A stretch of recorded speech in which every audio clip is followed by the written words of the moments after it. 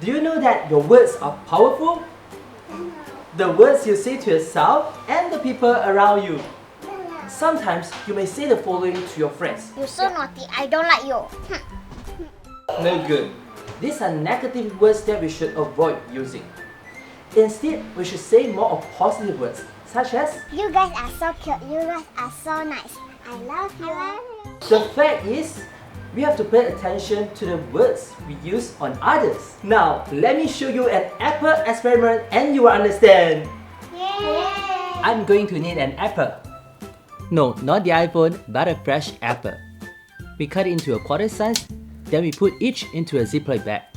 One we put with a tag I love you and the other one I hate you. For the final one, we'll leave it at this.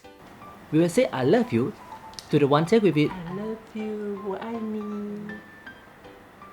And I hate you on the other. This is I hate you, I hate you, I hate you, I hate you, I hate you, I hate you. Day after day, we will say positive words to the one with I love you I love you. and negative words to the one with I hate you. You're not sweet, bad apple, I don't like you. Bad apple, you're not sweet. Let's add some happy and sad faces to it as well. Here's what happened 6 days later. It is obvious that the one with I hate you wrote much faster.